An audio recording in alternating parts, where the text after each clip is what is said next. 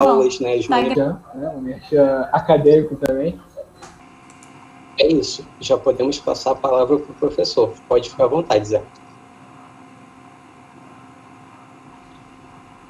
Bom, então, boa tarde a todos e a todas. É uma alegria e uma honra estar aqui. Todos vocês estão me ouvindo com tranquilidade, assim, tá tudo certo? Beleza.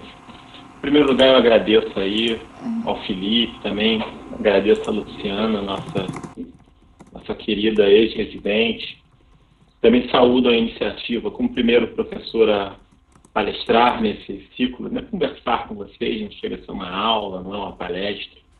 Eu saúdo a iniciativa da equipe de Direito Administrativo da FRJ, realmente é uma instituição de peso, com alunos muito dinâmicos, muito interessados.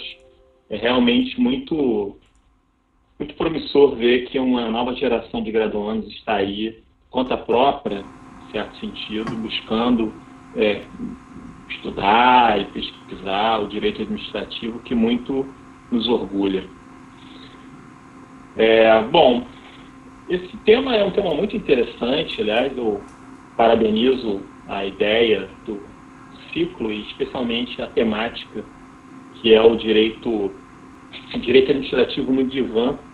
Esse é um tema pelo qual sou caro. O direito administrativo não há dúvidas, mas o divã, eu já passei por alguns divãs, tem livros de Freud, desde a psicologia psicanálise mais tradicional, enfim, eu fiz algumas graduações, e nessas algumas graduações eu fiz alguns cursos de psicologia, tanto na faculdade de Ciências Sociais na FRJ, eu fiz psicologia geral, algumas matérias de psicologia específica. Na faculdade de jornalismo também fiz psicologia, escrevi alguns textos, não é artigo, né, enfim.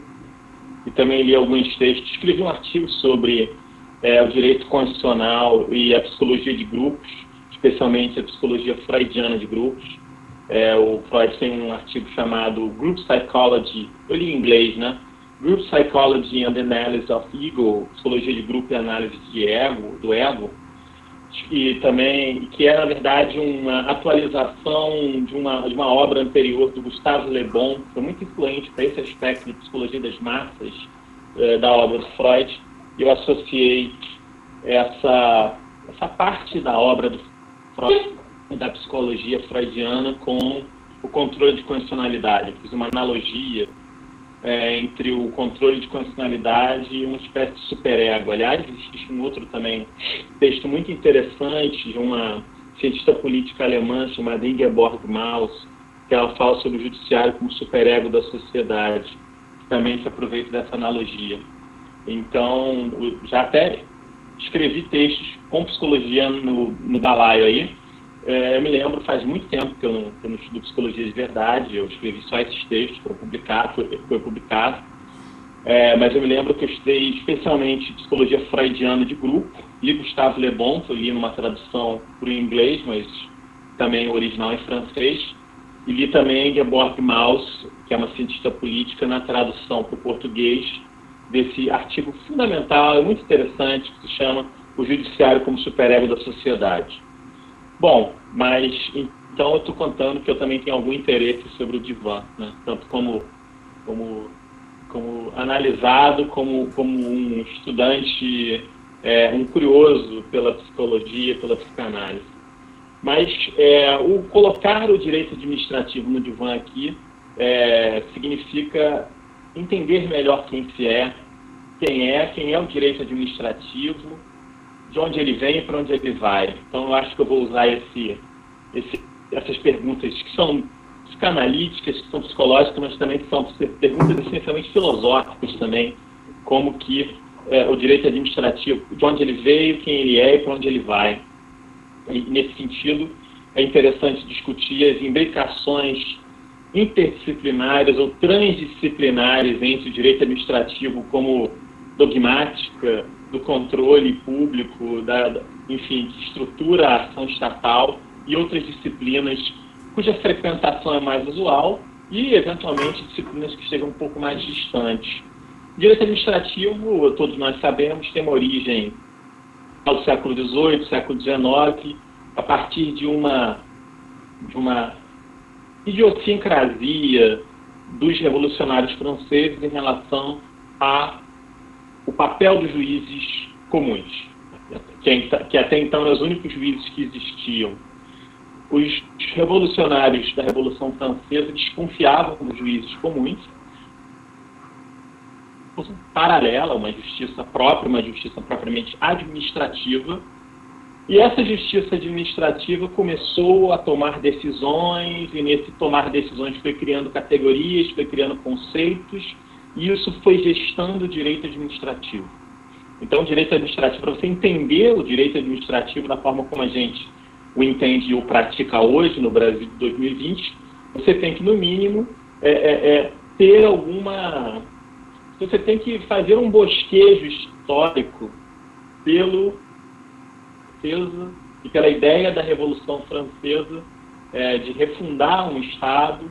Você tem que entender também por que os revolucionários franceses desconfiavam dos juízes comuns, né? E, enfim, era uma proximidade muito grande com a nobreza e com o clero, né? Então, naturalmente, eles tinham razões para ter suas reservas e eles criaram uma justiça administrativa separada ou descolada desses juízes comuns, né, do judiciário comum. A partir daí, você cria uma justiça administrativa, você vai ter um trabalho jurisprudencial dessa justiça e você vai ter, aos poucos, a constituição do direito administrativo. Então, primeiro ponto, a gente já começa a ver aí uma ideia de história, né? Uma história, inclusive uma história geral, uma história de um país que não é sequer o nosso, né? Mas nós vamos chegando para o Brasil vai importando essas categorias, esses conceitos. Você tem 1822, você tem os primeiros autores de direito administrativo brasileiro, muito influenciados pelos autores franceses. Você tem a constituição das cátedras de direito administrativo, você tem obras. A Luciana vai se lembrar disso. Eu estava numa live da UERJ na sexta-feira, né, isso, Luciana? Eu não estou lendo nada do que vocês estão escrevendo, para não me atrapalhar, para não me confundir. Depois eu vou ler o chat aí. Mas o que acontece é que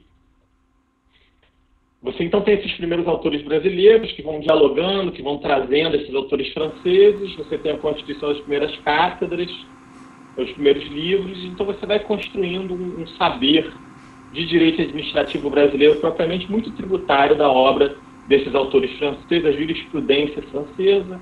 Depois você vai tendo também uma expansão do direito administrativo pela própria Europa, Itália. Posteriormente, a Alemanha importa o direito administrativo francês também, pela obra de alguns autores que traduzem alguns livros, criam seus próprios livros. Então você tem um desenvolvimento do direito administrativo brasileiro a partir de autores e de julgados franceses, e aí depois então você vai começar a ter organização do Estado e julgados, enfim, decisões administrativas brasileiras. É curioso lembrar, é curioso destacar, Felipe, Luciana, Thiago Tupinambá, Adriel, que alguns dos primeiros autores de direito administrativo brasileiro não eram autores tão dogmáticos nesse sentido de doutrina, como a gente entende hoje, de interpretar leis, de apresentar argumentos para se usar numa petição ou para se argumentar em juízo. Mas alguns dos primeiros autores de direito administrativo construíam obras que eram um pouco ciência da administração ou alguma coisa assim. Então havia uma certa indistinção, num certo momento, das obras de direito administrativo brasileiro mesmo. Então tem obras que têm lá um pensamento sobre estrutura do Estado.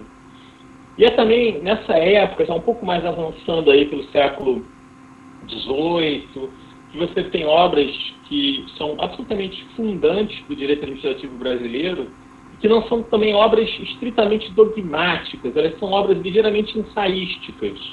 Ou seja, uma coisa que se perdeu um pouco, em que você não é mais aquele autor, aquele jurista com J maiúsculo, que está preocupado em interpretar leis e produzir argumentos para garantir a persuasão racional de um julgador, mas você produz argumentos de forma mais solta, reflexões, um pensamento político, uma certa imaginação política, pautada por argumentos de categorias de direito público. Mas isso se perdeu um pouco quando esses juristas aí já para o final do século XX, já foram se especializando, já foram virando mais juristas do que pensadores políticos de formação jurídica. Houve um momento, claro, o direito administrativo foi importado para o Brasil, se constituiu enquanto disciplina, como cadeira, mas houve um momento em que os juristas se permitiam mais, digamos assim. Mas depois o tempo foi passando e você tem obras de direito administrativo que são mais canônicas, digamos assim. Então você tem um período aí, você tem a estruturação do Estado, a modernização do Estado, e aí já estamos avançando pelo século XX, Getúlio Vargas, depois os militares, você tem uma modernização, uma racionalização do Estado, você tem reformas administrativas muito importantes, e nisso tudo o direito administrativo e os juristas de direito administrativo tiveram um papel muito importante, formulando as normas, auxiliando as normas. Na Constituição de 88 e outras constituições também, os juristas de direito administrativo ficaram sempre próximos, ou criticando, ou ajudando, ou numa posição mais intermediária. Mas o direito administrativo, já nesse século XX, é um direito administrativo mais doutrinário, mais dogmático, um direito administrativo que fica um pouco mais... Zé, travou no meio da fala. Aquela hora tinha travado. Onde é que parou? Vocês lembram, gente? Você tinha falado sobre os argumentos dos ensaístas, que eles eram, eram jurídicos, mas eles eram mais abertos. No final do século XIX, século XX, houve um período em que existia essa abordagem. A partir do século XX, você tem um direito administrativo mais dogmático, mais estruturado. E então você tem uma evolução sempre próximo ou criticando, mas estruturando o Estado brasileiro a partir das reformas, enfim, diversas reformas administrativas. E chegamos até os dias de hoje, ou próximos dias de hoje, em que você tem um direito administrativo puro, ainda próximo a um direito estrangeiro, importando cada vez mais categorias, não agora tanto do direito francês, mas mais do direito americano. Houve o que uma professora chamada Susana Tavares chama de a colonização do direito administrativo europeu pelo direito administrativo americano, de direito público, eu diria. E o Brasil, naturalmente, importa mais dos Estados Unidos hoje do que importava antigamente, enfim, certamente também do que importa ainda hoje do direito francês, ou do direito administrativo italiano, ou do direito administrativo alemão, em que nós também trouxemos algumas categorias. Como, por exemplo, a ideia de relação de sujeição especial, uma categoria do direito alemão, por exemplo, que o direito administrativo brasileiro tem, por exemplo, e a Alemanha, por exemplo, já nem tem mais, pelo menos nem tem tanto mais. Mas dessas importações do direito administrativo americano em especial, a regulação, o tema da regulação e o assunto regulação é uma das mais salientes. Então eu gostaria então de começar aqui a tratar da regulação e do que ela traz para o direito administrativo, de como ela pode ser um ponto de serzidura, um ponto de costura entre um conhecimento mais dogmático e um conhecimento de outras áreas mais próximas do direito administrativo, do direito público. A categoria, o conceito, a palavra regulação é uma palavra que vem da economia. Não se falava em regulação no direito administrativo, no direito público, até bem pouco tempo atrás. Eu diria até que meados dos anos 90, embora você tivesse entidades que efetuassem a regulação, isso desde longa data no Brasil, enfim, uma atividade de controle, de comando, de supervisão em relação a atividades econômicas, atividades privadas de interesse público. Você teve autarquias econômicas, como nos anos 50, Instituto Brasileiro do Café, Instituto do Açúcar e do Álcool, o professor Mário Mazagão, da Universidade Federal do Rio Grande do Sul, chamava de autarquias econômicas. Você teve uma série de entidades públicas que regulavam a economia, que regulavam serviços públicos e, eventualmente, autorregulavam entidades aí privadas, né, uma autorregulação privada, com alguns pontos de contato com o poder público. A palavra regulação ainda não era utilizada pelos juristas, como veio a ocorrer a partir de meados dos anos 90. E aí, meus amigos, Ana, Armando Essabá, Brendo, eu diria que o ponto de clivagem, o ponto de mutação é realmente a reforma administrativa que criou as agências reguladoras federais a partir de meados dos anos 90, primeiro de 1996, a ANEEL, a Anatel, a ANP, enfim, e todas as outras. A reforma do Bresser Pereira e a constituição das agências, esse período, essa primeira fase das agências reguladoras. A partir daí, os juristas de direito administrativo se apropriaram da categoria, do termo, da palavra regulação, um termo, uma palavra, uma ideia que já era ampla utilização na economia. Você vai encontrar obras, livros, textos, regulation na economia, na microeconomia, já há bastante tempo, mas os juristas brasileiros passaram a utilizar o termo regulação, eu diria que a partir de meados dos anos 90, e esse uso é coincidente à criação das agências reguladoras federais.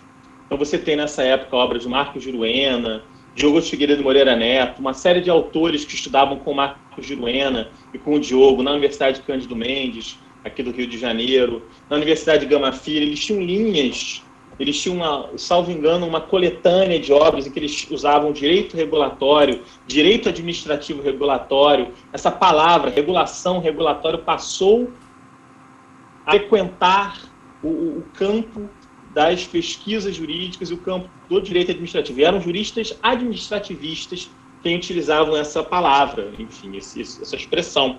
No início, direito administrativo regulatório, às vezes havia uma concorrência com direito público da economia, direito constitucional econômico, direito administrativo econômico. Depois isso foi se consolidando como direito regulatório, como regulação, um tema que é trabalhar, que existe uma legitimidade intelectual para juristas também trabalharem. Então, o primeiro trauma, ou enfim, o primeiro complexo de nascença do direito da regulação desse tema esse tema é um tema que surge na economia e nos Estados Unidos e vem sendo paulatinamente utilizado por juristas brasileiros. Então, você tem um deslocamento de lugar e de disciplina. Então, já temos um primeiro momento, uma primeira dúvida freudiana. Quem é meu pai? Meu pai é a economia ou eu pertenço a esse lugar que é o direito? Esse é um primeiro ponto interessante que a gente pode, usando essa brincadeira, começar a refletir. Então você tem esses anos 90, eu chamo isso num artigo que eu posso deixar aí para vocês, de a era de ouro da regulação, do direito regulatório no Brasil, um momento de afirmação das agências, de discussão sobre os poderes, em que se perqueria sobre o lugar do poder dessas agências junto à Constituição, quais os limites desses poderes. Mas os temas monográficos, as dissertações, as teses vão evoluindo, vão se diferenciando, talvez a palavra evolução não seja correta, mas vão se diferenciando. Eu diria que a partir de 2009, 2008, 2009, começa a ter uma abertura, isso a partir dos Estados Unidos, para a psicologia experimental. E aqui um ponto importante que eu gostaria de destacar para vocês: a psicologia americana não é... A abordagem da psicologia americana não é a abordagem da psicologia continental europeia. Há uma diferença de método, de proposta. A psicologia europeia, Freud, Lacan, Jung, etc. e tal, tem uma proposta que, embora tenha algum nível de frequentação experimental, então veja, Freud tem relatos com seus pacientes, etc. e tal, tem um quê, por falta de palavra melhor, se vocês me permitirem, eu vou usar a expressão literário. Tem algo de literário. Aliás, o Borges, que é um autor de literatura, né, um excelente autor de literatura, falava disso, né, que a psicologia tem algo de metafísica literária. Então você tem... O próprio Freud era um grande leitor, né, enfim, faz analogias com a Grécia clássica, usa complexo de Édipo. Então, e nos seus próprios textos, ele fazia referência a narrativas clássicas e mesmo contemporâneas, enfim. Foi um autor muito lido por escritores, enfim, esses autores do início do século XX, todos foram grandes leitores de Freud. Então, você tem Os Moedeiros Falsos, você tem vários livros literários que se apropriam de categorias freudianas como pulsão literária. Então, e Lacan, enfim, todos os outros são autores que se permitem muita literatura e muita conjectura descolada de evidências, nesse sentido mais puro e duro.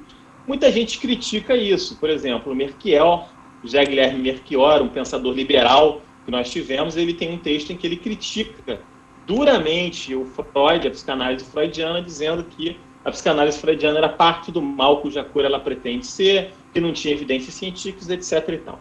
Isso é assim, o mainstream da psicologia continental tem essa abordagem, digamos assim. A psicologia americana é uma psicologia mais fortemente focada em evidências empíricas, em experimentos. Nos Estados Unidos, a academia americana é muito mais laça, é muito mais flexível com experimentos com pessoas, com seres humanos, enfim. Terapia, então, estudos sobre cognição. Há uma imbricação na psicologia americana com neurociência, ciências do cérebro, etc, etc, etc. É uma coisa que na Europa não há tanto. Assim. Hoje as coisas... A Europa está começando a entrar numa onda mais americana, mas classicamente, os Estados Unidos faz experimento, a Europa faz reflexões. Enfim, uma coisa mais cultural studies de um lado, e aqui uma ciência um pouco mais hard de outro. Então, a partir de meados dos anos 2000, 2008, 2009, você tem uma aproximação a partir de autores de direito administrativo americanos com psicologia experimental. E aqui eu chamo a atenção especialmente do que é Sunstein e da ideia de economia comportamental e de nudge. Esses autores, alguns professores de direito administrativo, em associação com ou psicólogos ou economistas, começaram a produzir textos em que eram passados nas disciplinas. Eu estava falando sobre, a partir de 2000 e tantos, você tem professores de direito administrativo americanos que começam a realizar experimentos transdisciplinares, a publicar artigos já mais próximos da psicologia experimental. E aí eu cito o Sunstein e a ideia de nudge, na qual ele escreveu, que é uma ideia, enfim, um texto que ele escreve junto com um economista, um psicólogo também. Enfim, é uma categoria que se aplica, enfim, a uma mudança, a uma tentativa de induzir comportamentos.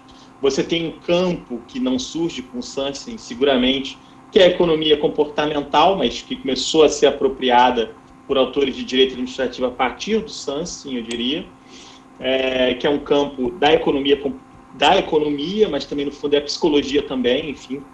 Então, a economia comportamental é psicologia também. Os autores clássicos são, inclusive, psicólogos, mas você pode aplicar isso para... É uma forma de você tentar entender padrões de comportamento, padrões de decisão.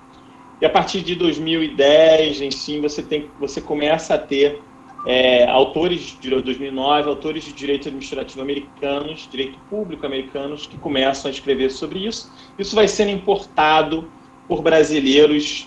Aí não há tanto gap temporal por conta da internet e por conta de um processo que se intensificou em meados dos anos 2000, que é a internacionalização da academia brasileira. O pessoal foi saindo mais para fora, o dólar antes houve uma reforma econômica a partir dos anos 90 que equilibrou um pouco as contas, o dólar ficou mais barato, as pessoas começaram a sair um pouco mais.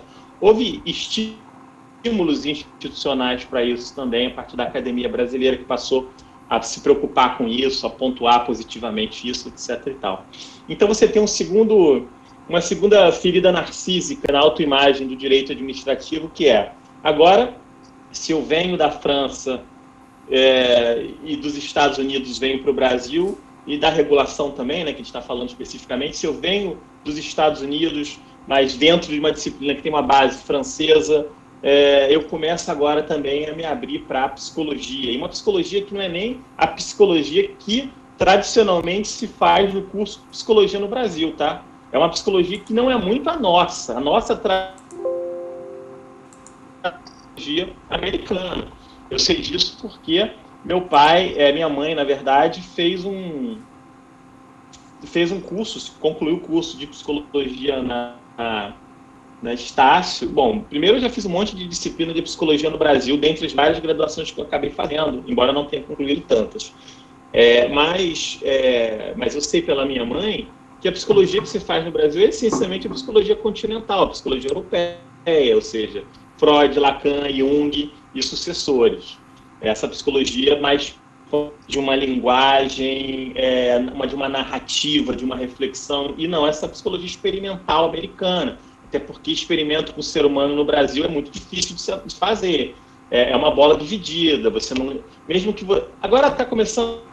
É uma bola muito dividida, é difícil, os comitês de ética na pesquisa não liberam com facilidade, tem um incentivo muito difícil no Brasil, porque para você fazer experimento com o ser humano você não pode dar dinheiro, os comitês proíbem isso. Nos Estados Unidos você pode dar dinheiro, pode dar bônus, pode dar ticket que o cara vai gastar na loja, enfim. Então fica muito mais fácil captar interessados para pesquisas. Aqui no Brasil você não pode, é um ponto pacífico, você não pode dar dinheiro, nem nenhum tipo de bônus ou coisa assim para quem faz pesquisa. Então, na verdade, para o experimentado, né, para os seus sujeitos de pesquisa. Então, na verdade, fica muito difícil. Você tem que pedir, pelo amor de Deus, para o cara, aceita aqui fazer um formulário, responde isso aqui, porque, enfim, você não brinde nenhum para ninguém. Isso dificulta um pouco esse tipo de abordagem, né? Então você tem, a partir de 2000 e tantos, essa psicologia que começa a se aproximar da regulação no Brasil, e você tem obras de autores brasileiros que começam a escrever sobre isso. Modéstia à parte, uma das primeiras obras sobre isso é minha, né? Eu sou um dos primeiros autores a escrever sobre isso, sobre economia comportamental apropriada no direito administrativo. Inicialmente em obras de interesse geral, como a revista Inteligência. Eu tenho um texto de 2011 ou 2012 sobre isso, que é uma revista muito interessante, de interesse geral, editada por um colega meu da ciência política, um grande amigo meu, que é o professor Christian Lynch.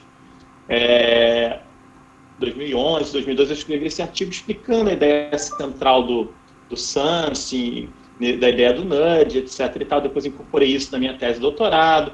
Você teve artigos Juarez Freitas explicando vieses cognitivos, e aí os juristões começaram a se aproximar disso, e hoje em dia é até um certo lugar comum, assim, não um lugar comum de um autor super tradicional, assim, de um jurista com 60 anos, mas um autor aí, um professor de direito público de 30 anos entre 30 e 40 anos, vai falar de nudge, vai saber o que você está tratando quando você fala de economia comportamental, behavior economics, o próprio fato de se ter tido um Nobel na área recente, divulgou ainda mais a aproximação, e aí tradicionalmente a gente conseguiu, o direito administrativo conseguiu colonizar essa matéria ou essa abordagem para dentro do direito administrativo, enfiou ali regulação, direito administrativo, isso aqui é nosso.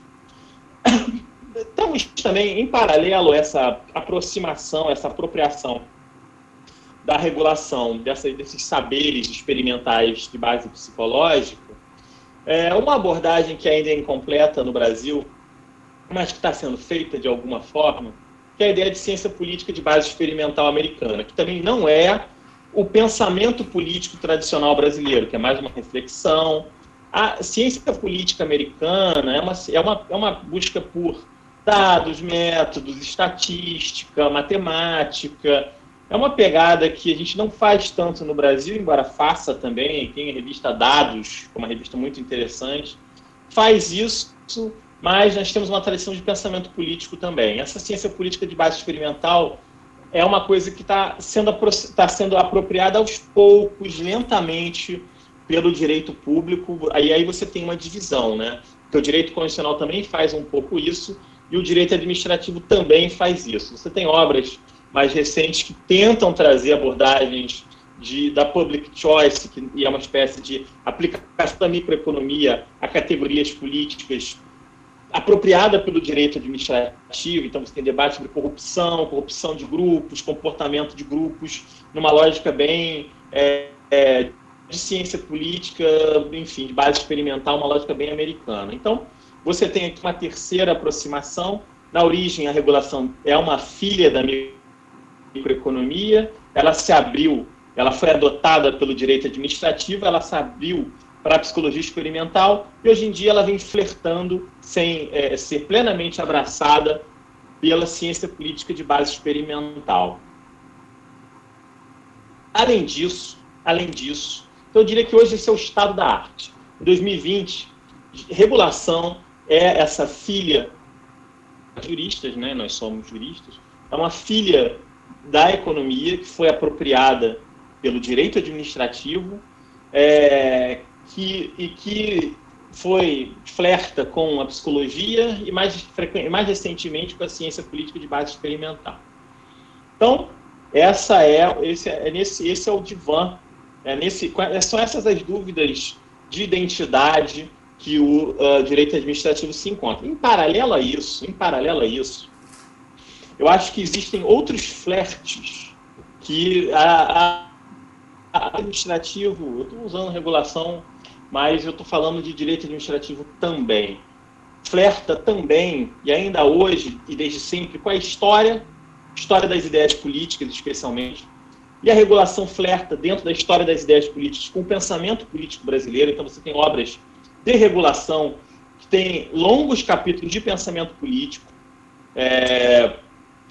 E você tem também obras de regulação escritas por juristas que têm elementos de teoria da administração pública, teoria dos grupos. Então, você tem novos flertes assim para essa ação feita por juízes administrativistas. Você tem a origem na microeconomia, você tem flertes consistentes com a psicologia experimental e, mais recentemente, com essa ciência política de base experimental, mas, em paralelo, você tem lá aqueles casinhos lá com a história das ideias políticas, o pensamento político e a teoria da administração. Essa é, então, a dúvidas existenciais e digamos assim, conflitos emocionais, flertes do direito administrativo, especialmente a regulação. Mas se nós estamos no divã, a gente já viu de onde veio, quem somos, quais são os nossos flertes, nossos interesses amorosos. Isso é muito importante para a psicanálise de base freudiana. Vamos, então, cogitar de para onde vamos, para que nós tenhamos, então, um percurso mais completo de onde viemos, quem somos e para onde vamos. Eu acho que o direito administrativo, o futuro do direito administrativo, e eu acho que isso eu falo isso, eu publiquei um artigo em 2014, do futuro do direito administrativo já em 2014, que se chama A Verdadeira Mudança de Paradigma no Direito Administrativo Brasileiro, o estilo tradicional do estilo. Eu acho que o direito administrativo vai fazer um V. Você vai ter um direito administrativo, um V, portanto, vai ter um futuro cada vez mais trivial e comoditizado como um bem para concurso público. Agora, talvez, com menos importância, porque tem menos concurso. E você vai ter um direito administrativo cada vez mais transdisciplinar, especializado e preocupado com o método. Portanto, uma disciplina mais universitária, propriamente, como aconteceu, por exemplo, com a psicologia. Por que não existe mais o Sócrates, o Platão, o Aristóteles? Porque esse tipo de psicologia, de uma reflexão livre, não se faz mais. Ela virou uma ciência, ela virou um saber universitário. Tem que fazer mestrado, doutorado. Você vai virar professor universitário para ensinar, muitas vezes, história do pensamento filosófico e não para fazer filosofia. Então, eu acho que esse direito administrativo, mais metodologicamente consistente, mais consequentemente transdisciplinar, ele vai se especializar cada vez mais, ele vai ficar essa ciência de topo, as fronteiras da ciência desse direito administrativo mais radicalmente transdisciplinar vai ficar contido na academia, se for bem feito. E aí você vai ter, eu falei de um futuro, uma diluição na apostila para cursinho e você vai ter uma super concentração numa disciplina universitária, e você vai ter figuras híbridas, como eu, por exemplo, e meus colegas de UERJ, que fazemos, em alguma medida, os mundos. Porque, apesar de haver uma forte tendência de institucionalização do direito, a UFRJ é um exemplo disso, com cada vez mais professores de dedicação exclusiva, preocupados com lattes e coisas do gênero, direito é uma ciência social aplicada. E, assim, ao contrário da filosofia ou da psicologia, em que as pessoas vão fazer psicologia ou vão fazer sociologia porque elas vislumbram um futuro como professores de filosofia ou professores de sociologia, eu diria que 80% dos alunos que vão para uma graduação em direito, elas não querem necessariamente ser professor de direito, elas querem ser advogados. Enfim. Então, não adianta forçar a amizade ou forçar a barra, dizer que preparar êmulos seus como estudantes de direito, mestres e doutores, as pessoas querem essencialmente passar no concurso, advogar, e você tem ali 20%, 30%, menos do que na psicologia, menos do que na filosofia, que vai ser professor e tal. Então é importante não perder isso de mente e não perder esse foco Aquela parte mais crítica para interromper mesmo o raciocínio, daí cai. Daqui a pouco ele volta. Eu vou só avisar para ele aqui. Zé, seu microfone está ligado. Cortou no meio da fala.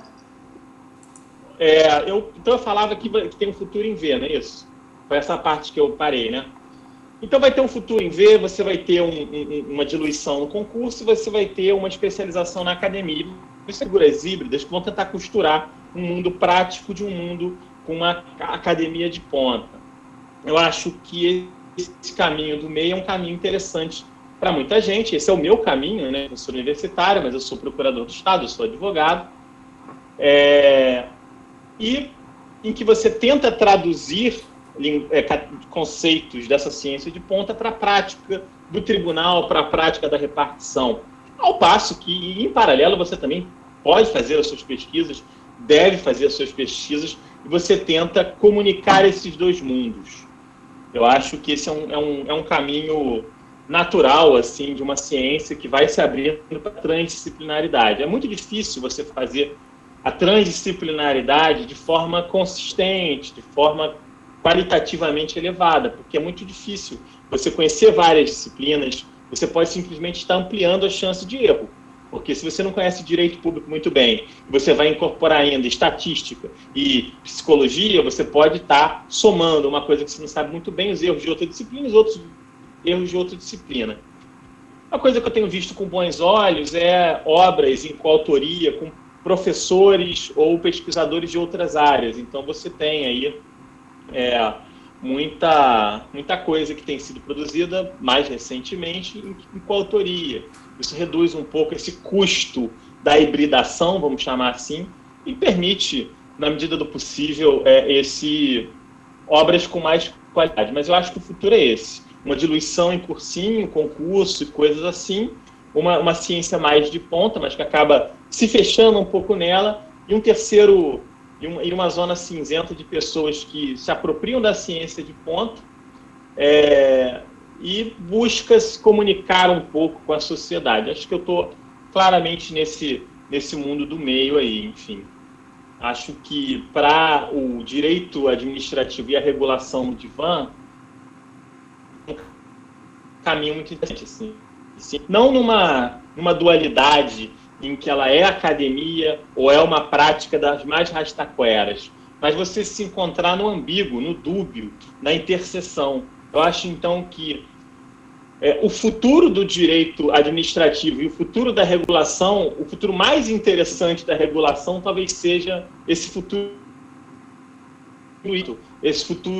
que comunica com a prática, mas que não se dilui no cursinho, que se preocupa com o método, mas que não é a torre de marfim da academia. Me parece que é híbrido esse mundo que não é o céu, não é o inferno, esse umbral, esse purgatório que tem as dores e as delícias desses conhecimentos que não são profundos o suficiente para serem, sei lá, a fronteira do conhecimento, mas que também não são triviais ou diluídos para virarem mastigação de concurso, é um caminho que vocês devem considerar. Eu acho interessante esse mundo dos juristas práticos, enfim, que não abjurgam do método, que não abjurgam da seriedade, mas que também estão preocupados com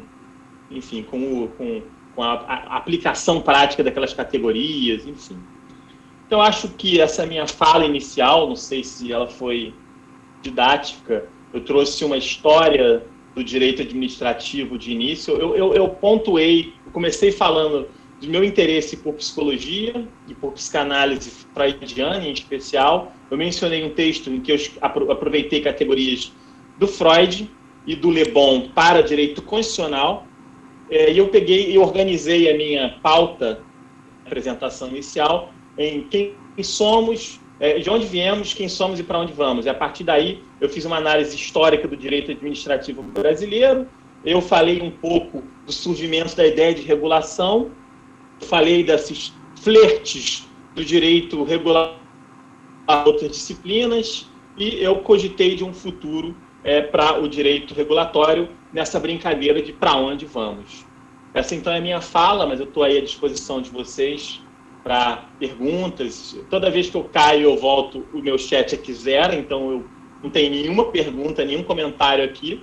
Eu não sei se então, Zé, eu acho que no decorrer da sua apresentação não teve nenhuma pergunta. Depois eu vou até dar uma olhada, aliás, já estou até olhando para ver se realmente não teve nenhuma pergunta específica. A gente estava falando sobre outras coisas aqui. Não é bem uma pergunta, mas é o comentário, que tem que falar assim, é do Frederico Augusto, ele não sei se ele está ainda.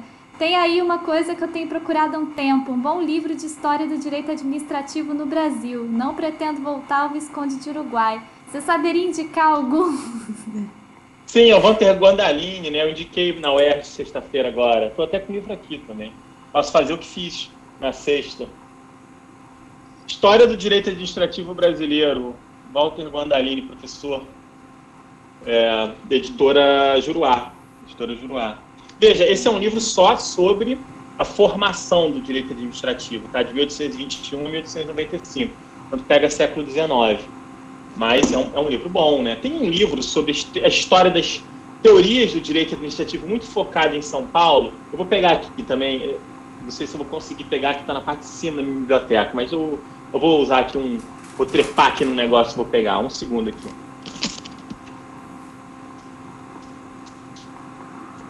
Pessoal, se vocês quiserem fazer perguntas, eu tenho aqui umas 2 perguntas, né? Se vocês quiserem, vocês podem colocar aqui no chat que a gente vai lendo, ou a gente fala para vocês também, se vocês quiserem, não sei.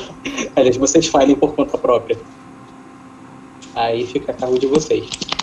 Aqui, meu caro Frederico, tem esse livro aqui também, Tese de Titularidade, Fernando Dias Menezes de Almeida, Formação da Teoria do Direito Administrativo no Brasil. Um livro interessante, um livro bom, muito voltado para São Paulo, né, como só é acontecer, né, os paulistas acham que são o mundo, e são muito importantes economicamente mesmo, mas é um livro excelente, assim, eu recomendo vivamente, tanto um quanto o outro. Temos outros textos, assim, que tratam de história do direito administrativo. Tem história do direito, você encontra também história do direito administrativo, embora você tenha documentos históricos que são estudados no direito administrativo, e você tem alguns textos de história do direito administrativo.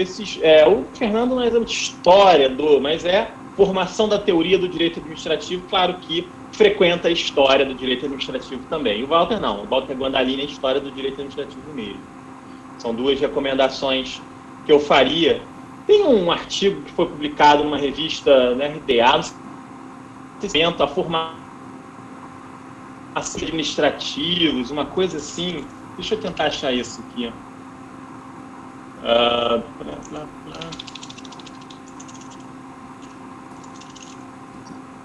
Não sei, enfim, não estou achando aqui. Mas se você ler esses 2 livros, você já vai encontrar muita referência nos próprios livros e você poderá expandir sua pesquisa. Vamos ver o que mais. Pois tem 2 perguntas aqui para você, do Leandro Brandão Assis. A primeira, eu vou ler. Zé, primeiro, parabéns pela apresentação, sempre genial. qual o paralelo que você traçaria entre o regulador e o analista com a atividade regulatória, aproveitando sua comparação disciplinar? Interessante essa analogia. Assim como analista, ele tem que encontrar É uma boa analogia, quer dizer, o regulador ele não pode intervir excessivamente no mercado, sob pena de mexer em fenômenos complexos que ele também não domina inteiramente. Mas ele tem que ter uma boa escuta, assim como o analista, né? Essencialmente, o que o analista deve desenvolver é uma capacidade de escuta, né? Escuta ativa, inclusive. E acho que o regulador assim, tem uma excelente escuta e saber intervir nos momentos certos, dando uns toques, enfim, claro, o ser analista não é dar toque, né?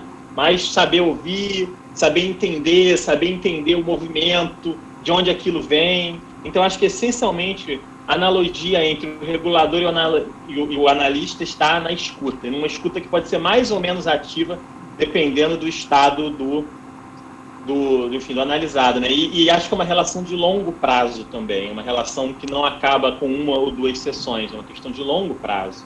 Você vai desenvolvendo, você vai voltando, você vai monitorando. Você depende muito também do que o analisando, né, te conta, né? Enfim, o regulador também, embora tenha capacidade lá de buscar, enfim, ele também depende um pouco do que o mercado fornece a ele em termos de informação. Lucas, como você vê o enfrentamento desse feudalismo do direito administrativo no futuro? Eu acho que sempre vai existir obras gerais, Lucas, mas eu acho que o feudalismo não deixa de ser uma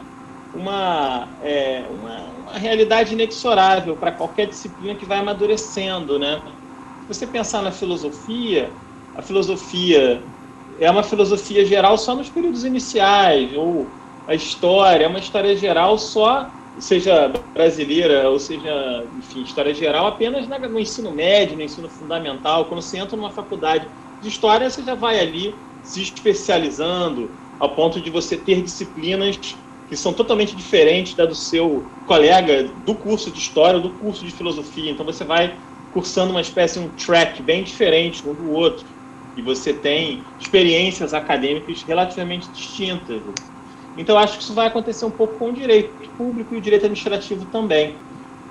Talvez existam grandes obras, talvez existem grandes instituições que tentem costurar no sentido mais lá, talvez o Supremo faça isso, talvez o TCU possa costurar uma visão mais macro, uma visão mais de cima, né? Mas eu acho que, enquanto prática, é cada vez mais difícil você ter um escritório de direito administrativo genericão, assim, e ter um extremo sucesso profissional, assim. Você pega ali aquele mandado de segurança, aquele contencioso mais generalista, mas se você começa a engrenar, você acaba engrenando num setor, numa área, com um perfil de cliente, e o que vale para a prática profissional, para o escritório, vale também para a academia, né? Ana, na verdade, é uma ideia que eu defendo num artigo meu que se chama As Fases da Regulação na Sensibilidade Jurídica Brasileira, que foi publicado numa revista do Ceará. Eu vou descobrir aqui o nome exato do artigo. É esse mesmo, Zé. É esse mesmo, né? As Fases da Regulação... Ah, pronto. Isso aí, revista Opinião Jurídica. Tem mais alguma pergunta? Eu tenho uma pergunta. Diga aí. Eu tenho duas, na verdade.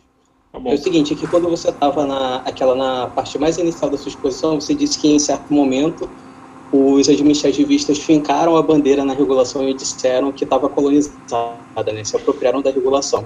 É que tem gente que diz o contrário. Acho que tanto para a regulação quanto para a análise econômica do direito, né? Inverte o argumento e diz que, na verdade, foi a economia que colonizou o direito. Como é que você acha que isso funciona? O que você acha disso? Olha, eu acho que o direito tem uma massa brutal de operadores. É uma profissão, uma disciplina que oferece uma renda média alta. A gente tem, salvo a China, o maior número de operadores jurídicos do planeta Terra. E quando o direito pega alguma coisa, ele pega para valer. A gente tem mais de 100 mestrados. Na economia, na universidade é uma disciplina acadêmica, tá? Mestrado, doutorado, essa coisa de mercado financeiro é um track meio diferente do caminho da economia, que na universidade é academia, né? Essencialmente. Você tem cursos, tem uma vocação um pouco mais para o mercado, a PUC-Rio é um grande exemplo, a FRJ não é um grande exemplo, é coisa para formar pesquisador e professor. O direito é uma jamanta, ele engole qualquer coisa. Então, assim, é porque o direito, ele tinha uma mania de falar de si para si, uma coisa meio monológica, né? Já viu o jurista? O jurista adora falar. Eu, por exemplo, estou aí falando, mim mesmo, vendo a minha fotinha aqui, sexta-feira estava falando, eu estou falando, todo mundo gosta de falar no direito. O direito é uma maçaroca, e ele falava muito de si para si. Você teve uma aproximação um pouco mais consistente com a economia, isso não significa que o direito tenha virado economia, ele está muito mais sensível a argumentos econômicos. Mas direito, ele é uma reflexão que tem que se abrir para a sensibilidade da sociedade. Economia, não dá para ignorar ciências que tem uma validação empírica muito maior do que o direito. Enfim, isso não dá para fazer. E quando o direito pega um tema, ele engole, assim, em termos de prática. Os economistas que trabalham com análise econômica do direito, e existem alguns, eles devem estar ganhando muito mais com essa moda da análise econômica do direito, enfim. Isso não significa que o direito se rendeu à economia, significa que o elefante direito agora está olhando para a economia também, enfim. Nem a economia vai se diluir no direito, nem o direito vai se diluir na economia. Agora, quando o direito pega um tema, o direito tem ministro do Supremo, você tem um poder institucional muito forte, enfim. Nenhuma disciplina, nenhum saber profissional te deixa preso por 30 anos e tira todos os seus bens. Esse saber profissional se chama direito. Enfim, medicina, você pode morrer, né? Mas, enfim, salvo a medicina, que pode te matar, direito das ciências sociais, enfim, medicina é outra coisa, ciência biomédica, biológica, né? Mas das ciências sociais, direito te prende e tira todos os seus bens. É difícil concorrer com esse tipo de disciplina, né? Enfim. Ô, Zé, eu tenho mais uma pergunta. É sobre... Na verdade, é uma coisa que foge um pouquinho, né, da sua exposição, mas eu acho que não foge tanto assim, porque você falou sobre os prognósticos, né? O futuro do direito, você disse que era aquele futuro em V, né? Uma parte mais voltada para a academia, outra parte, digamos assim, um pouco mais concurseira e menos reflexiva, e tem esse caminho do meio, né, que tenta fazer a interseção. Indo nessa levada do que você falou, eu e a Luciana, já há algum tempo a gente tem discutido um pouco sobre a grade do curso de Direito, pelo menos a nossa experiência com a grade da UFRJ, né? Ela que já se formou e eu que já estou ali na reta final. Acredito que a grade da UERJ não seja muito diferente disso. É uma grade extremamente fixa, com uma carga horária bastante elevada e que tem um espaço que pela grade oficial, não sei como funciona na UERJ, mas na UFRJ, a grade oficial recomenda que você pegue uma eletiva por semestre. Então, no curso de Direito, ao final, você vai ter pego 10 eletivas, que são os 10 semestres que você tem. Não, olha só, na prática, em geral, acaba pegando mais, porque o FRJ tem um plus que para você conseguir vaga nas turmas, nas melhores turmas, você tem que sair pegando um monte de eletiva. Então, eu peguei, por exemplo, Direito e Sociedade, Direito Esportivo, por exemplo, que eram coisas que eu não queria ter pegado, só porque eu queria poder ficar nas turmas com os melhores professores.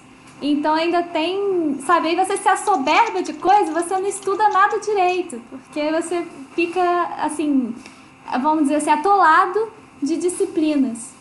E aí os professores ficam, nossa, mas os alunos não leem as coisas que a gente manda. Os alunos não conseguem, ainda mais depois que começa a estagiar junto, que é uma coisa também que eu acho meio ruim aqui do Brasil, de você ficar estagiando ao mesmo tempo que você está fazendo o semestre, você não consegue dar o mesmo nível de dedicação. Eu sinto isso, pelo menos.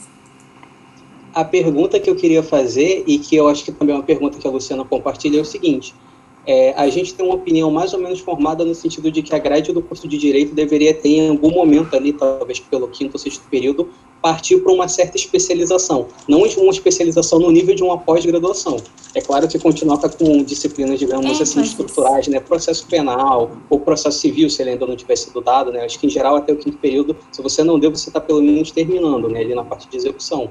mas seguir ali um esqueleto mínimo e já ir especializando, né? Fazer direito ênfases. Privado, direito público, Tipo, penal, cada esse tipo de um coisa. poderia se especializar conforme a ênfase daquilo que interessa. Por exemplo, eu me interesso por direito administrativo. Será que eu preciso saber tão a fundo, sei lá? Existe esse é um, trabalho? posso falar?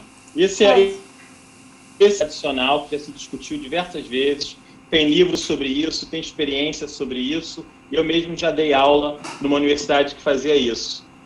Um dos livros que eu recomendo sobre essa proposta especificamente aí que vocês estão fazendo é um livro chamado Faculdades de Direito ou Fábricas de Ilusões, da Eliane Botelho Junqueira, um livro de 99, já tem um tempo, e aí a proposta da Eliane Botelho Junqueira é esse tipo de criação de tracks, assim, de especializações dentro da própria graduação. E isso foi tentado, eu dei aula na faculdade Evandro Lins e Silva, que é a faculdade que deu origem ao IBMEC. Ela foi comprada pelo IBMEC, e hoje é o IBMEC, mas a origem do IBMEC é a Evandro Lins e Silva. A Evandro Lins e Silva, ela tinha uma estrutura que era mais ou menos essa. Você tinha digamos assim, um curso ou quinto período, não lembro, e a partir daí você tinha 3 especializações. Uma era alguma coisa tipo advogados de movimentos sociais, uma coisa assim. A outra era direito público e carreiras públicas, que era quem queria direito público e concursos públicos. E a outra era advocacia criminal, uma coisa assim. E outra era direito empresarial. Então eram 4 especializações. Aí você puxava mais eletivas especializadas, mais coisas focalizadas naquilo. Essa experiência já foi tentada, tem prós e contras. A nossa experiência de graduação, direito no Brasil não é direito nos Estados Unidos, né? Direito nos Estados Unidos, você fica o tempo inteiro na universidade, você estagia só no verão, assim, é quase um estágio de 1 mês. Aqui você tem aula de 4 horas, 5 horas, depois você vai para o estágio, né? As pessoas acabam não dando tanto... Elas não se tornam grandes especialistas nas disciplinas para as quais elas optam, assim. Eu estou de acordo com mais flexibilidade em relação a um núcleo base comparativamente à possibilidade de eletivas. O curso na graduação em Direito nos Estados Unidos, que não é uma graduação, é uma pós-graduação, é um JD, é um doutorado profissional, tem 3 anos, você tem o primeiro ano de disciplinas obrigatórias e os 2 últimos anos, o segundo e o terceiro ano, é inteiramente de eletivas. Você não tem disciplinas obrigatórias. Só que nos Estados Unidos, o único ano que importa é o primeiro ano, né? Que é o ANEL, que eles falam, que é das disciplinas obrigatórias. Por que o único ano que importa é o primeiro ano na graduação americana em Direito? Porque no final do primeiro de contratação dos estagiários. Então, o que acontece? Os escritórios vão nas universidades, eles começam a fazer entrevista, começam a fazer uma série de coisas, e no final do primeiro ano eles já saem ali praticamente empregados. E o critério para você fazer a entrevista nos escritórios é a nota. É a nota média no final do primeiro ano. Portanto, o único ano que realmente importa na faculdade de Direito nos Estados Unidos é o primeiro ano, com disciplinas obrigatórias. O segundo e terceiro ano o cara puxa eletiva, o cara já está, inclusive, empregado, porque é no primeiro ano que ele arruma lá o emprego dele. E o que acontece é o seguinte, por que é tão estratégico ter notas boas? Porque os melhores escritórios, entenda-se os melhores escritórios que pagam mais, eles entrevistam primeiro é um negócio super hierarquizado, assim. Eles vão primeiro nas universidades melhores. Então, os melhores escritórios, eles ouvem antes Harvard e Yale, depois eles vão entrevistar os alunos de Columbia, depois de não sei o quê, depois de não sei o quê. E eles ouvem antes os alunos com os CRs mais altos, vamos chamar de CR assim. Então, o melhor escritório chega e fala assim, olha só, eu só quero para a entrevista os alunos com CR perfeito, CR 10 em tudo. Eu só entrevisto o aluno com CR 10. E aí o escritório que não é tão... Aí ele capta lá os alunos que ele quer e contrata para os seus summer internship, o que eles chamam de... o aprendiz lá deles, mas já está contratado. Aí depois o escritório que não é tão bom fala assim, olha, eu quero os alunos com CR 98. E aí Harvard vai lá e manda os alunos com CR 98 para entrevistar. E por aí vai. Segundo e terceiro ano não tem essas temporadas de contratação. Então é só eletiva e os alunos ficam bem mais relaxados, eles já estão com o emprego garantido, portanto eles puxam o que eles querem, fazem coisas diferentes, puxam disciplina até em outras universidades mesmo. Então é um sistema bem diferente, assim. É a vida inteira para o primeiro ano, 8 horas por dia, 10 horas por dia, enfiado em casa, trabalhando, estudando que nem louco para tirar nota boa para poder ser contratado no final do ano nessas feiras de contratação. E é um ambiente extremamente competitivo, tá? Por exemplo, é muito comum suicídio entre esses alunos, porque você, quando entra em Harvard, você é um garoto extremamente... Você já é muito competitivo desde criancinha. Então, eu me lembro que quando eu fui para Harvard, eles estavam distribuindo uma para os estudantes, dizendo assim, tá vendo o professor tal? Eles usavam referências de professores do primeiro ano. Esse professor tal tirou nota baixa no primeiro ano. E tá vendo fulano de tal, que é ministro da Suprema Corte Americana? Ele tirou nota tal no primeiro ano. Enfim, mostrando que é possível você ter notas baixas no primeiro ano e ainda assim virar professor de Harvard e ir para a Suprema Corte. Mas existem estudos empíricos que mostram que a nota que você tira, o CR que você tem no final do primeiro ano impacta a sua renda média até o final de sua vida. Isso está correlacionado à saúde, com quem você vai casar, onde você vai morar, quantos filhos você vai ter, o padrão de atendimento médico que você vai ter. Em alguns estudos correlaciona, inclusive, com longevidade, porque você vai ter uma educação, você vai ter uma saúde melhor, você vai se alimentar melhor, portanto, você vai morar numa assistência, um sistema de saúde melhor, né, mais próximo de médicos. Portanto, é absolutamente estratégico para eles ter uma nota altíssima no primeiro ano. E aí as pessoas, quando não conseguem ter essas notas, eu falo desses alunos dessas universidades super competitivas. Sei lá, o ano anterior ao que eu entrei lá, teve 2 ou 3 suicídios. Assim.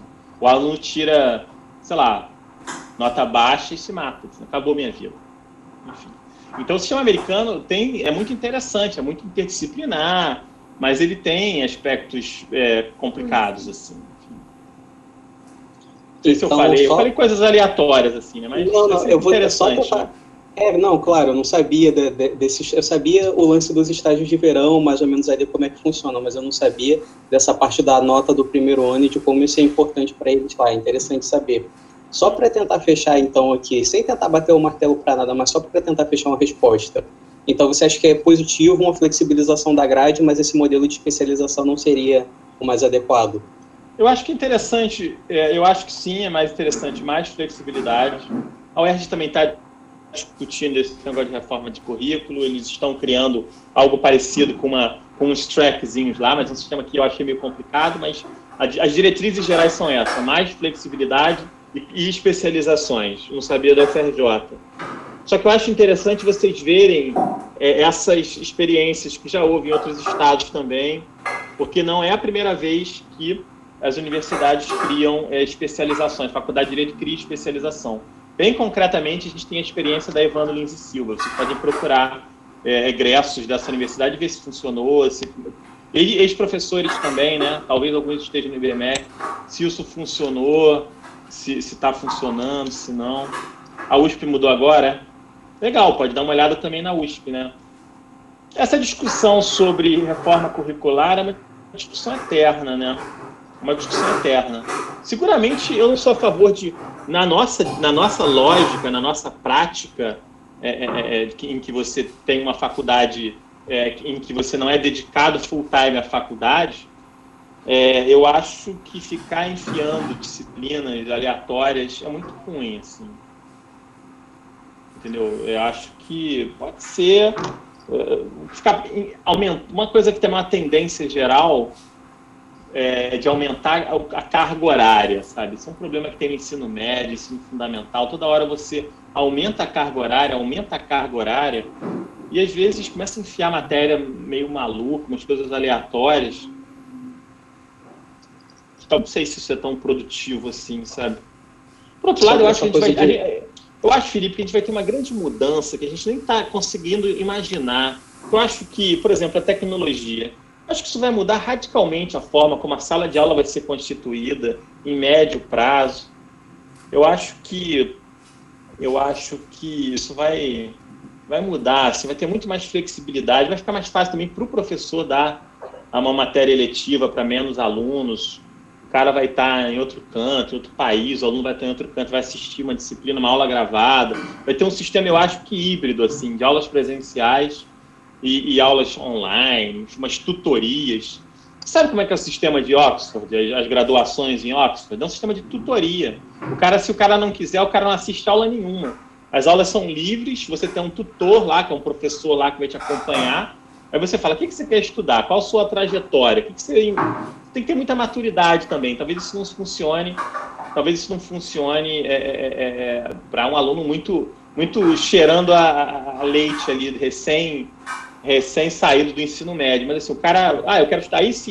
Aí você tem tipo um professor tutor que diz assim, puxa essa matéria, essa aqui. O cara vai na aula que quer, assiste o que quer, se quiser ficar em casa, fica, e depois ele tem provas e exames muito rigorosos. Assim. Você faz o que você quiser, assiste a aula que você quiser, você tem um tutor que fica meio que acompanhando ali a sua trajetória acadêmica, digamos assim, e você tem flexibilidade total, assim. Isso é um sistema interessante. Você tem um sistema, por exemplo, francês e português, na qual você tem os professores têm aula nesse esquema de conferência, né? O cara dá uma aulona, assim, e aí ninguém pode perguntar nada, senão o professor fica zangado. E depois você tem digamos assim, os assistentes, que são doutorandos, enfim, que ficam trocando ideia ali com os alunos, fazendo exercício, ficar ali mais professor brasileiro. Fica ali em cima mesmo do aluno, sabe? Mas o professor em Portugal e na França é um cara que dá uma aula por semana, uma conferência, sem interrupção, e o negócio dele é pesquisa, assim, porque são os grandes intelectuais públicos de debate francês. E aí eu tenho um exemplo, por exemplo, curioso de como que isso é diferente da nossa sensibilidade. Tem um professor do IESP chamado Fernando Fontainha. Ele é um professor de Sociologia do Direito, inclusive. Ele fez a tese de doutorado dele, Boa noite, Danilo. Que estuda o direito... Ele estudou a formação de magistrados em Bordeaux, né, que é uma cidade francesa, e aqui no Rio de Janeiro, na Emerge. E ele ficou lá ajudando a dar aula na escola de Bordeaux, né, de direito lá. Onde ele fez em cotutela. Foi no IESP e nessa universidade lá de Bordeaux. E ele falou assim, que uma vez tinha um professor dando uma conferência dessas e tal, e aí uma aluna perguntou uma coisa, assim, perguntou qualquer coisa, assim, naquela salona, assim, levantou a mão, perguntou, não sei o que lá. Aí o professor ficou muito zangado, respondeu lá qualquer coisa, mas com muita má vontade, continuou a falar. Tá. E aí, depois, o mesmo aluno, ou aluna, não lembro, levantou a mão de novo, e perguntou outra coisa, aí o professor ficou absolutamente furioso e falou assim, eu não ganho para isso. Aí se levantou e foi embora. Ou seja, porque ele não ganha para responder aluno. A lógica deles é uma conferência, é uma lógica alemã também. O cara dá uma conferência magistral, aquela aula Coimbra, aliás, a expressão aula Coimbra é isso, uma conferência magistral, uma vez por semana, e quem fica ali nessa trabalho assim, mais pedagógico são esses assistentes, né? Agora, os professores franceses, para chegar nesse nível, eles são grandes professores e são muito bons, assim. É uma lógica diferente da lógica americana, em que é muito mais horizontal, assim. Você troca ideia, você almoça. Os professores de Harvard, por exemplo, Felipe, eles têm uma cota, um budget, um orçamento para gastar com almoços, cafés com a turma, para ele criar uma política de relacionamento com a turma deles. Então, ele tem, sei lá, $20 mil no ano para aí ele banca almoço para os alunos, para os melhores alunos. Vamos tomar um café para discutir isso? E aí esse café é por conta da universidade, isso sai da conta que o professor tem para aquela turma, para criar um ambiente assim, mais informal, digamos assim. É uma parada, cada país tem a sua lógica, né?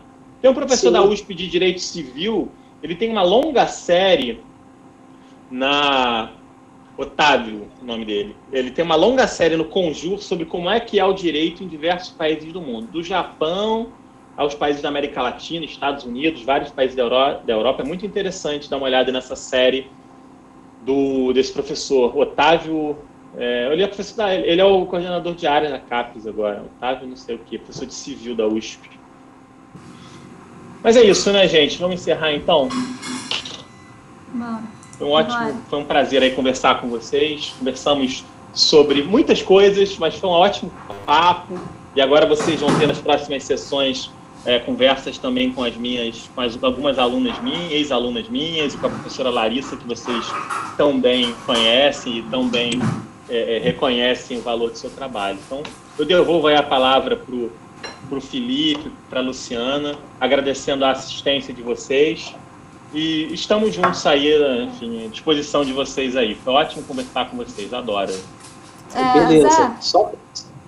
Eu só iria agradecer primeiro, Zé, por ter aceitado o convite, né? Porque, tipo, você está fazendo isso de muito bom grado, de muito boa vontade. Sei que é uma pessoa ocupada, que trabalha bastante, né? E, assim, fez isso de muito bom grado. Então, muito obrigada. Eu achei a palestra extremamente proveitosa. A gente vê aqui até pelo grau de participação, quantas perguntas que teve. Então, muito obrigada mesmo. Quer dizer, você nem professor da FRJ, mesmo assim, topou vir falar aqui com a gente. Muito obrigada, de verdade. Agora o Felipe pode falar. Só mais uma coisa, é só para avisar para o pessoal, antes que vocês saiam, só para dar 2 recadinhos, que o Zé faz, junto com a professora Patrícia Batista e junto com o professor André Cirino, às terças e quintas, geralmente às 5 da tarde, um programa no Instagram, digamos assim, o Conversa de Direito Administrativo. Para quem tem interesse, né, especificamente na matéria, agora eles estão o Zé pode me corrigir, né, mas vocês estão em outra fase, né? Vocês abordaram aqueles temas mais gerais, agora vocês estão afunilando, tratando de coisas mais específicas e temas mais complexos de direito administrativo. Acontece no Instagram da professora professora Patrícia Batista, @patriciabatista.da, se eu não me engano, e também tem um canal no YouTube, como a Luciana lembrou. Conversas de Direito Administrativo no YouTube, é só procurar lá. Mas um último aviso é que a gente continua, né, na semana que vem. Na semana que vem, a gente tem a professora Ana Calil para falar sobre discricionariedade e vinculação. Um tema que já foi muito mais pacífico, né, no direito administrativo, né, 2 polos bastante opostos no direito administrativo, mas que tem sofrido aí uma releitura bastante densa, né, nos últimos tempos, e é um tema para a gente aí deitar no divã e conversar sobre. Mais uma vez, agradecer, né, reforçar o agradecimento da Luciana e do professor Zé ter participado com a gente. Agora já vai dar quase 9 da noite, né, a gente começou às 7, então a gente conversou bastante, que foi uma sessão bem longa de terapia. Agradecer a disponibilidade do professor e também a disponibilidade de vocês. A gente encerra por aí e aguarda a presença de todo mundo na próxima segunda, e também no sábado a gente tem, né, monitoria de direito administrativo, se eu não me engano é ato administrativo o assunto. Então é isso, semana que vem, na segunda-feira às 7 da noite, e ficar de olho também no evento no Facebook, na página e no nosso Instagram, a gente vai divulgando e se falando por lá. Então a gente vai encerrando por aqui, pessoal. Tchau, tchau, e até semana que vem. Um abraço, galera. Até mais.